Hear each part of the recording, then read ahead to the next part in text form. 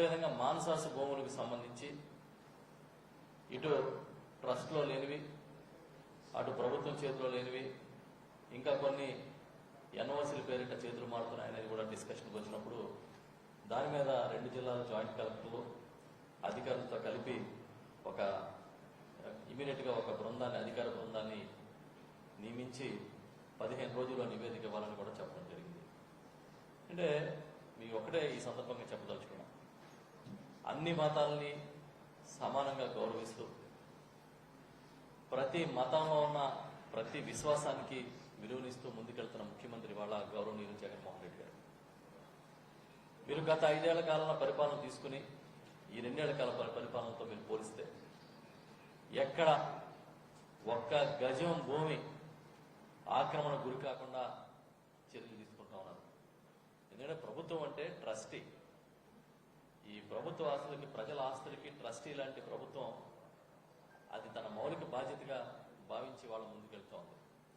కాకపోతే ముఖ్యమంత్రి గారికి ఉన్న ఈ సంకల్పం, దాని బలాన్ని చూసి తెలుగుదేశం పార్టీ నాయకులు రకరకాల ప్రచారం చేస్తూ ఉన్నారు.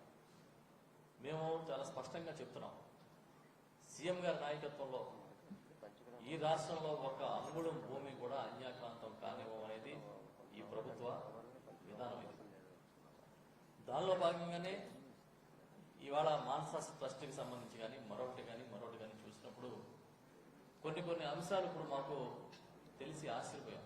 ఈ సమావేశంలో ట్రస్టులకి సంవత్సరాల తరబడి ఆడిటింగ్ లేకుండా ట్రస్టులు నడుస్తున్నాయి. ఆదాయ వ్యయాలు చూసే వ్యవస్థ లేదు. దేవాదాయ ధర్మాదాయ శాఖ ఆధీనంలో నడిచే ట్రస్టులకి బాధ్యత ఉంటుంది సామాజిక సేవ చేయడానికి, లేదంటే ఈ ఆధ్యాత్మిక సేవ చేయడానికి ఏర్పడిన ట్రస్టులు అవి. కానీ ప్రభుత్వ నిబంధనల్ని పాటించకుండా సొంత ఆస్తుల కింద అనుభవించడం అనేది మంచి పద్ధతి కాదనేది కూడా ఇవాళ ఈ సమావేశంలో అభిప్రాయాలు వచ్చాయి. కొంతమంది దీనిలో అవగాహన నిపుణులు కానీ ఉన్నతాధికారులు కానీ చాలా సమాచారాన్ని ఇవాళ సమావేశాల దృష్టికి కూడా తీసుకొచ్చారు. మేము మిమ్మల్ని ఈ సందర్భంగా మీ ద్వారా ప్రజలకి తెలియజేసేది ఏంటంటే, విశాఖ పరిసర ప్రాంతాల్లోనే కాదు, రాష్ట్రంలో ఎక్కడైనా సరే భూ ఆక్రమణ అనేవి జరగనివ్వదు ఈ ప్రభుత్వాన్ని చాలా స్పష్టంగా చెప్తున్నాం. విశాఖపట్నం కాబోయే ఈ అడ్మినిస్ట్రేటివ్ క్యాపిటల్ ఇది. ఇంత ముందు నుంచి కూడా విశాఖపట్నం ప్రాంతంలో పెద్ద ఎత్తున భూ ఆక్రమణలు జరిగాయి తెలుగుదేశం పార్టీ హయాంలో అనేది కూడా చాలా ఆరోపణలు ఉన్నాయి. దాని మీద తెలుగుదేశం పార్టీయే ఆనాడు సిట్టింగ్ ప్రభుత్వమే సిట్ను వేసింది. అంతేకాకుండా చాలా చిత్రం ఏంటంటే, ఉదూర్ తుఫాన్ వస్తే కలెక్టరేట్లలోనూ ఎంఆర్ఓ ఆఫీస్లో ఉన్న రెవెన్యూ రికార్డులు కొట్టుకుపోయినాయి అన్నారు. మేము పత్రికల్లో చూసిన సమాచారం నేను కూడా మాట్లాడుతూ ఉన్నాను. సో ఈ దశలో ఈ ప్రభుత్వం బాధ్యత ఏంటంటే, అన్ని రకాల ప్రజల ఆస్తుల్ని కాపాడటం, దేవుడి ఆస్తుల్ని కాపాడటం ప్రభుత్వ బాధ్యతగా గౌరవ ముఖ్యమంత్రి జగన్మోహన్ రెడ్డి గారి ఆదేశాల ప్రకారం మేము పనిచేస్తున్నాం. ఇవాళ మన దేవాదాయ శాఖ మంత్రివర్యులు చేసిన ఈ సమీక్షా సమావేశం అనేది చాలా కీలకమైన ఘట్టంగా మేము భావిస్తూ ఉన్నాం. ఓకేనా?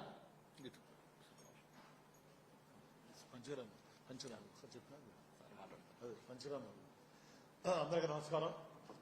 ముఖ్యంగా జిల్లా తరఫున ఈ రోజున ఒక మంచి రివ్యూని ఆర్గనైజ్ చేసిన గౌరవ మంత్రి గారు, మా సోదరులు వెల్లంపల్లి శ్రీనివాస్ గారికి, ఇన్ఛార్జ్ మంత్రివర్యులు సోదరులు కన్నబాబు గారికి, పెద్దలు విజయసాయిరెడ్డి గారికి, అధికారులందరికీ కూడా ధన్యవాదాలు.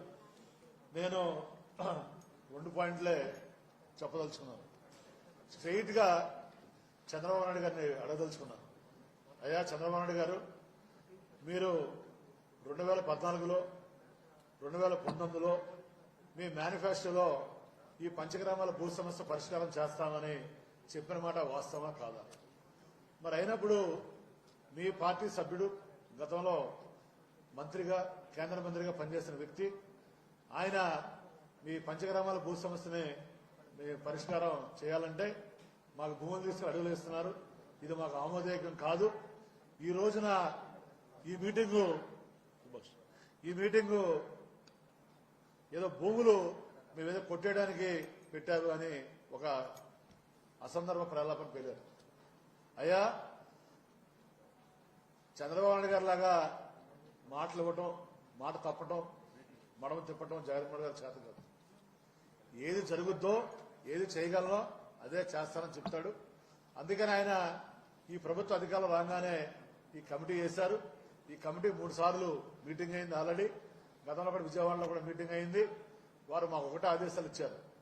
ఏంటంటే దేవాలయానికి నష్టం జరగకూడదు, అట్ ద సేమ్ టైం సామాన్య ప్రజానికం నష్టపోకూడదు. ఇద్దరిని బ్యాలెన్స్ చేసి కోర్టును ఒప్పించి ఈ సమస్యకు మీరు పరిష్కారం చేయండి అని మా గౌరవ దేవాదాయ శాఖ మంత్రి గారు చైర్మన్ గా, నేను మెంబర్ గా, అదీప్ రాజు గారు, విజయసాయిరెడ్డి గారు, అనకాపల్లి ఎంపీ గారు, మరి ప్రజాప్రతినిధులు అందరితోటి కమిటీ వేయడం జరిగింది. మేము ఒకటే కోరుతున్నాం, ఈ రోజున మేము ఇచ్చాం మాట 2019 ఎలక్షన్స్ లో ఈ పంచగ్రామాల భూ సమస్యను పరిష్కారం చేస్తామని. ప్రభుత్వం దీనికి చిత్తశుద్ధితో కట్టుబడి ఉంది. చంద్రబాబు గారిని ఒకటి అడుగుతున్నా, మీరు ఈ సమస్యకి సానుకూలంగా ఉన్నారా లేదా? ఉంటే అశోక్ గజపతి గారు ఒప్పించండి. మీరు ఈ సమస్యకి వ్యతిరేకంగా ఉంటే 5 కాన్స్టిట్యున్సీలు ఉంది పంచగ్రామాల భూ సమస్య. భీమిలి, పెందుర్తి, మన వెస్ట్ కాన్స్టిట్యున్సీ, ఈస్ట్, నార్త్.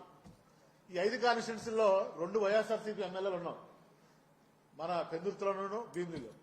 3 మీ ఎమ్మెల్యేలు ఉన్నారు, టీడీపీ ఎమ్మెల్యేలు. ఒకవేళ నువ్వు మన అశోక్ గజపతి గారిని ఒప్పించలేకపోతే నీ 3 ఎమ్మెల్యేలతో రాజీనామా చేయొచ్చు. ఎందుకంటే నీ 3 ఎమ్మెల్యేలు కూడా ఈ సింహాచలం పంచగ్రామాల భూ సమస్య పరిష్కారం చేస్తామని ఆ రోజు ఓట్లు వేయించుకున్నారు. ఓట్లు వేయించుకుని ఎమ్మెల్యేలకు గెలిచిన తర్వాత ఇవాళ అశోక్ గజపతి గారు మాట మార్చడం, దానికి చంద్రబాబు గారు స్పందించకపోవడం చాలా దురదృష్టం. మేమైతే మా ప్రభుత్వం కానీ, మా ముఖ్యమంత్రి గారు కానీ, మేము కానీ కట్టుబడి ఉన్నాం. రెండోది, మేము కూడా దేవుడిని నమ్మే వ్యక్తులు. ఎవరైనా సరే దేవుడి సొమ్ము తిన్నవాడు ఎవడో బాగుపడ్డాడు. మేమేదో భూములు తీసుకున్నానుకో, లేదా దేవుడి సొమ్ము తీసుకున్నానుకో ఈ మీటింగ్ ఏర్పాటు చేయలేదు. ఇక్కడ దేవాదాయ శాఖలో దశాబ్దాల తరబడి పేరుకుపోయిన సమస్యల్ని పరిష్కరించడానికి మన మంత్రి గారు ఈ మీటింగ్ ఏర్పాటు చేసినందుకు వారికి ధన్యవాదాలు తెలియజేస్తూ, చాలా మంచి మీటింగ్ ఏర్పాటు చేశారు. ఇక్కడ చాలా పెద్దలు విజయసాయి గారు చాలా డీటెయిల్డ్ గా దీన్ని డిస్కస్ చేయడం జరిగింది. ఆస్తుల పరిరక్షణ విషయం కావచ్చు, దేవాలయాల అభివృద్ధి గురించి కావచ్చు, అన్నిటి గురించి కూడా తప్పనిసరిగా ఈ దేవాలయాల అభివృద్ధికి కానీ, హిందూ ధర్మ మరి పరిరక్షణకు కానీ మేము పూర్తిగా ఈ ప్రభుత్వం కట్టుబడి ఉందని మీ అందరికీ కూడా తెలియజేసుకుంటూ,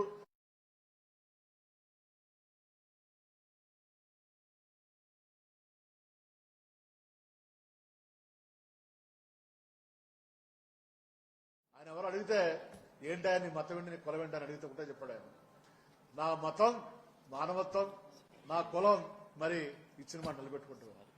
కాబట్టి తప్పనిసరిగా ఆ రకంగా మేము ముందుకెళ్తామని తెలియజేసుకుంటూ, అందరూ ధన్యవాదాలు తెలియజేసుకుంటూ పెద్దలు విజయసాయి గారిని మాట్లాడాల్సి కోరుతున్నాను.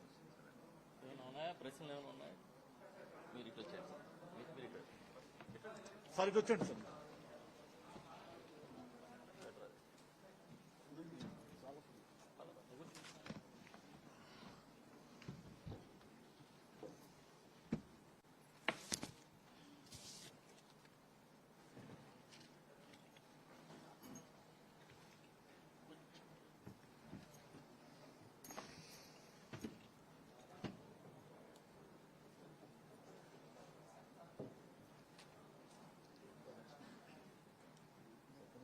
పాత్రికేయ మిత్రులందరికీ హృదయపూర్వక నమస్కారం.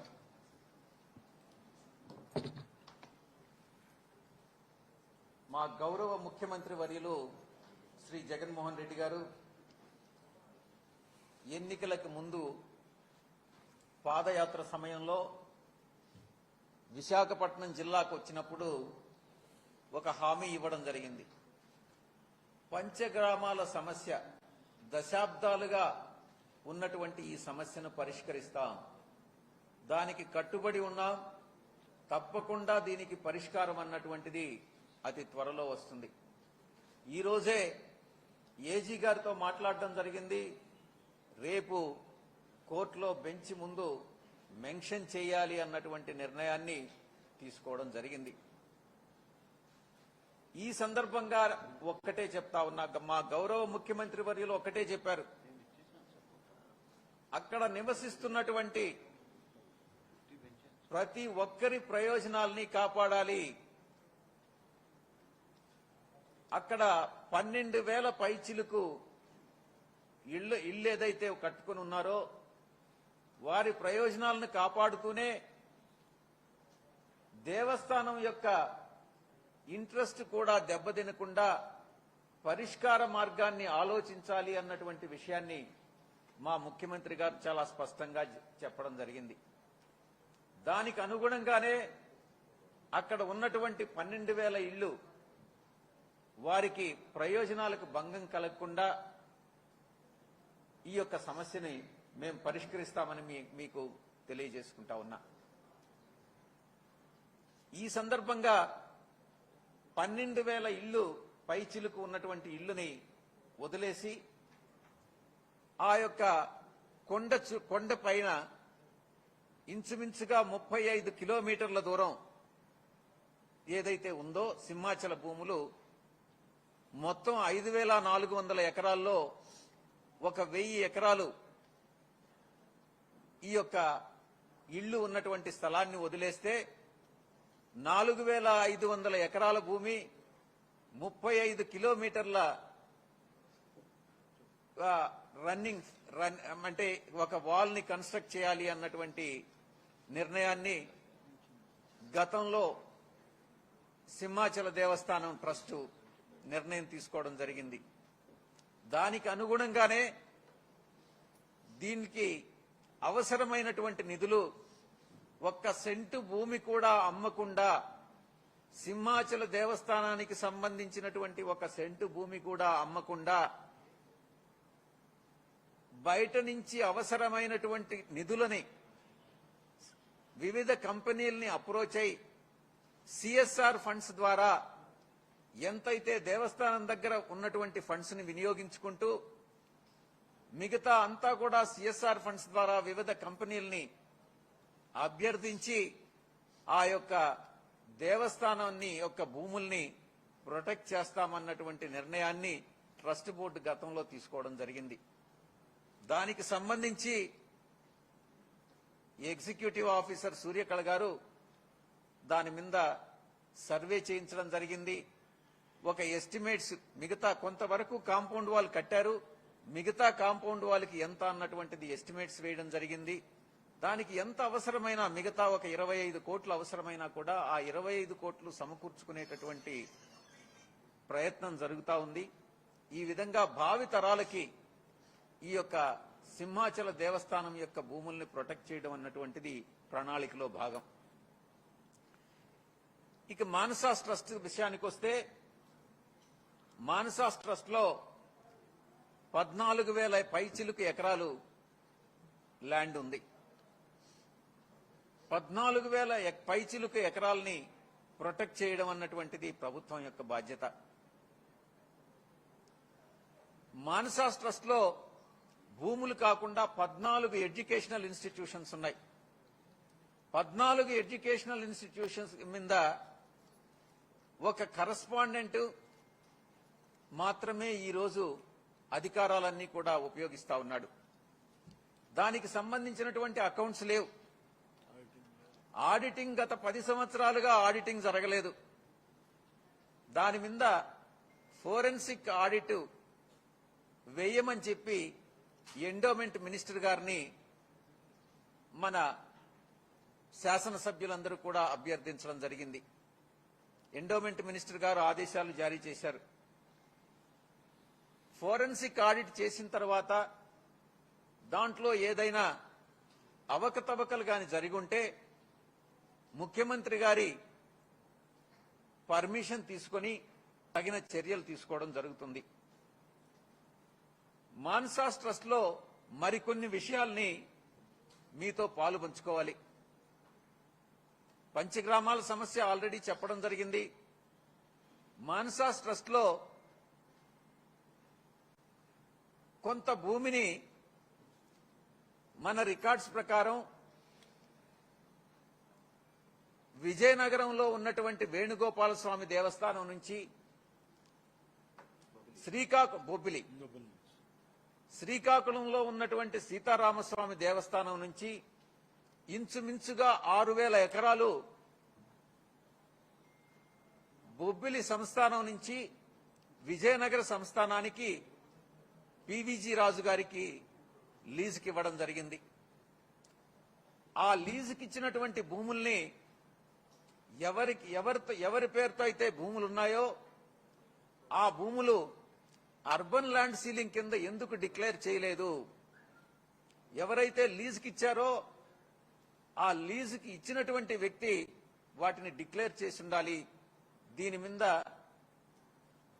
కొంత ఎంక్వైరీ చేసి మా గౌరవ ముఖ్యమంత్రి గారి దృష్టికి తీసుకొచ్చి ఈ భూముల్ని ప్రభుత్వ భూములుగా పరిగణించాలా లేదా, ఇవి ఏ స్థానం ఇప్పుడు ఏ స్థితిలో ఉన్నాయి అన్నటువంటిది మన కమిషనర్ ఎండోమెంట్స్ కి మంత్రి గారు ఎండోమెంట్ మినిస్టర్ గారు ఆదేశాలు ఇవ్వడం జరిగింది.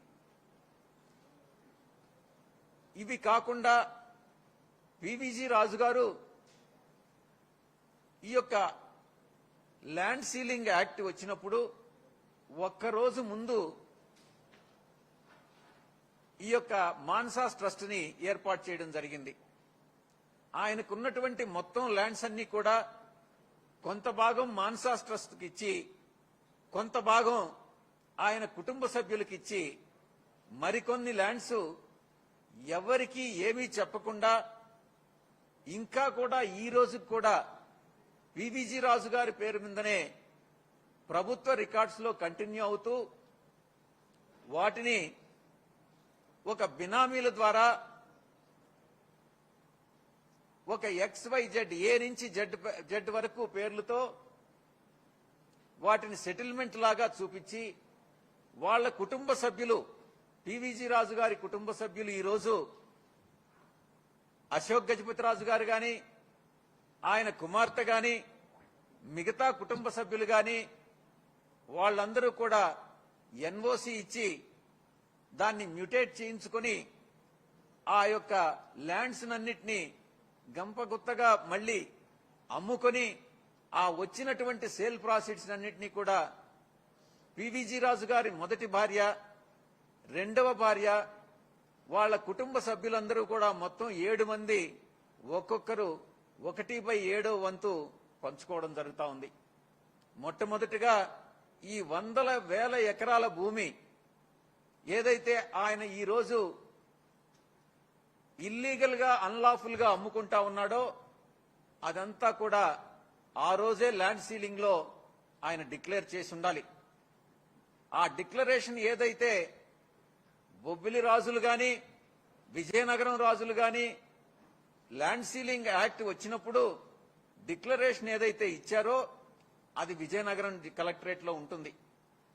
ఆ డిక్లరేషన్ ని బయటకు తీసి డిక్లరేషన్ ప్రకారం ఏదైతే ఎక్సెస్ భూములు ఏదైతే ఉన్నాయో డిక్లేర్ చేయకుండా ఆ భూముల్ని ఐడెంటిఫై చేసి వాటిని రిపోర్ట్ చేయవలసిందిగా ఎండోమెంట్ మినిస్టర్ గారు ఆ సంబంధిత అధికారుల్ని ఆదేశించడం జరిగింది. జరుగుతున్నటువంటి ఈ కార్యక్రమం ఈ తంతంతా కూడా చట్ట విరుద్ధం. ఇదే గాని నిజమైతే చట్ట విరుద్ధమైనటువంటి పని ఈరోజు అశోక్ గజపతిరాజు గారు చేస్తా ఉన్నారు. తప్పకుండా ఎంత పెద్ద వ్యక్తులైనా చట్టానికి అతీతులు కారు. చర్యలు తప్పకుండా తీసుకోబడతాయి. ఇక మాన్సాస్ ల్యాండ్ గతంలో అశోక్ గజపతిరాజు గారు చైర్మన్ గా ఉండగా ఈ రోజు ఉన్నటువంటి ఆ రోజు 2016లో అశోక్ గజపతిరాజు గారు మాన్సాస్ ట్రస్ట్ చైర్మన్ గా ఉండగా ట్రస్ట్ భూముల్ని ఏదైనా గాని సేల్ చేయాలి అని అంటే కోర్టు పర్మిషన్ తోనే ఈ యొక్క అమ్మకం అన్నటువంటిది జరగాలి. కోర్టు పర్మిషన్ తీసుకోకుండా ఒక ప్రభుత్వం నుంచి ఒక జీవో తీసుకొచ్చి, ఒక దొంగ జీవో తీసుకొచ్చి ఆ యొక్క భూముల్ని 115 ఎకరాలు చట్ట విరుద్ధంగా ఆయన అమ్ముకోవడం జరిగింది. దాంట్లో ఇంచుమించుగా 100 కోట్లకు పైచిలుకు అఫీషియల్ గా వచ్చినటువంటి సేల్ ప్రాసీడ్స్ ని 118 కోట్లని బ్యాంకులో డిపాజిట్ చేయడం జరిగింది. మీ అందరికీ తెలుసు ప్రతి ట్రాన్సాక్షన్ లో కూడా అండర్ హ్యాండ్ డీలింగ్ ఉంటుంది, క్యాష్ పోర్షన్ ఉంటుందని అనేది. ఆ క్యాష్ పోర్షన్ అని అన్నటువంటిది ఎక్కడికి పోయింది? అసలు చట్టవిరుద్ధంగా ఎందుకు 115 ఎకరాలు అమ్మాల్సి వచ్చింది? కోర్టుకి ఎందుకు ఇన్ఫార్మ్ చేయలేదు? కోర్టు పర్మిషన్ ఎందుకు తీసుకోలేదు? ఇవన్నిటినీ కూడా ఎంక్వైరీ చేయాల్సిందిగా ఎండోమెంట్ మంత్రి గారు, దేవాదాయ ధర్మాదాయ శాఖ మంత్రి గారు సంబంధిత అధికారులకి ఆదేశించడం జరిగింది.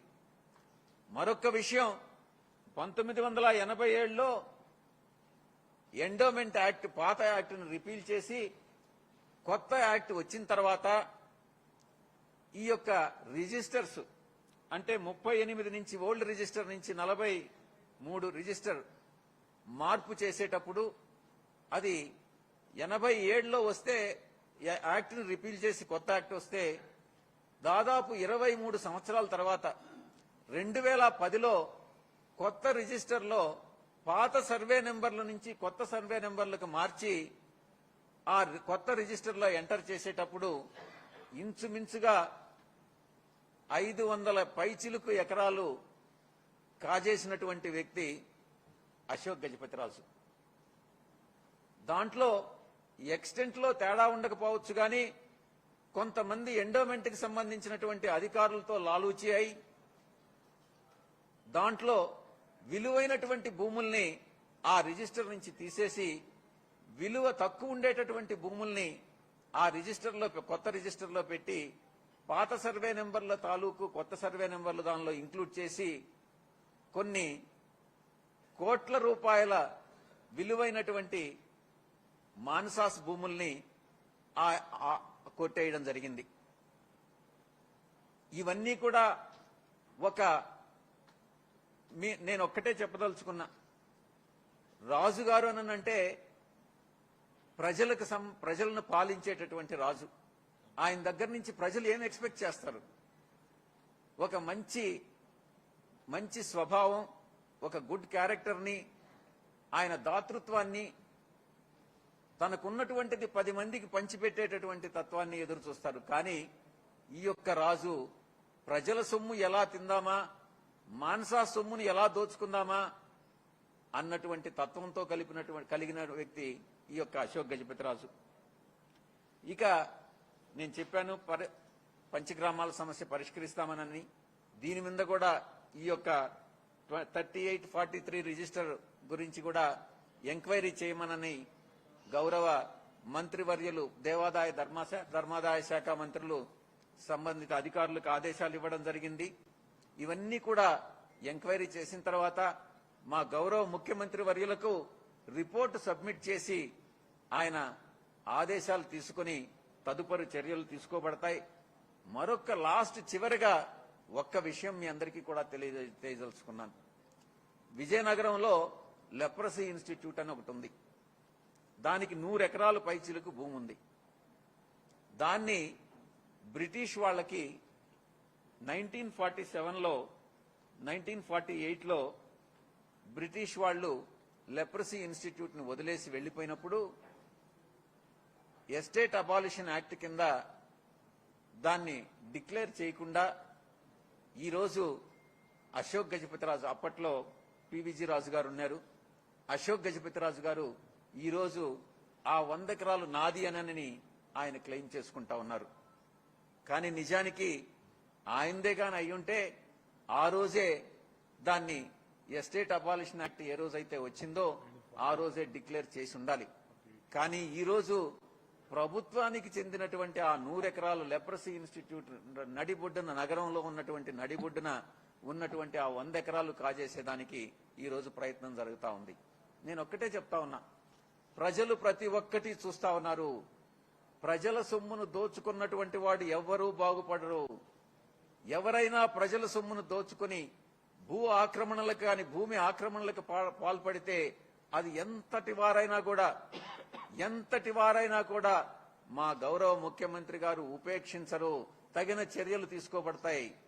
తప్పకుండా ప్రభుత్వం తిరిగి స్వాధీనం చేసుకుంటుంది.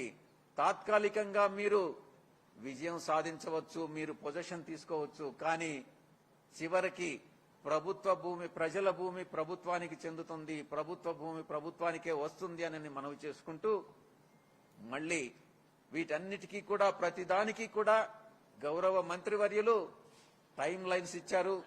ఆ టైం లైన్స్ ప్రకారం రిపోర్ట్స్ అన్ని తీసుకుని తగినటువంటి చర్యల్ని తీసుకోవాల్సిందిగా ముఖ్యమంత్రి గారికి విజ్ఞప్తి చేసుకోవడం జరుగుతుంది. చివరిగా ఈస్ట్ గోదావరి జిల్లాలో మాన్సాస్ ట్రస్ట్కి ఇంచుమించుగా 5,000 ఎకరాలుంది. ఈ 5,000 ఎకరాల్లో ఈరోజు ఇల్లీగల్ గా శాండ్ మైనింగ్ జరుగుతూ ఉంది. శాండ్ మైనింగ్ ప్రైవేటు భూముల్లో ప్రభుత్వం అనుమతించట్లేదు. ఒకవేళ చేయాలి అని అనుకుంటే కలెక్టర్ గారు దాన్ని అనుమతించాలి, నోటిఫై చేయాలి. ఎటువంటి నోటిఫికేషన్ లేకుండా ఈరోజు ప్రైవేటుకి చెందినటువంటి మాన్సాస్ ట్రస్ట్ భూముల్లో శాండ్ ఇల్లీగల్ మైనింగ్ జరుగుతూ ఉంది. దానిపైన కూడా తగిన చర్యలు తీసుకుంటామని మీ అందరికీ విజ్ఞప్తి చేసుకుంటూ మీ దగ్గర సెలవు తీసుకుంటా ఉన్నాను. Thank you. ఓకే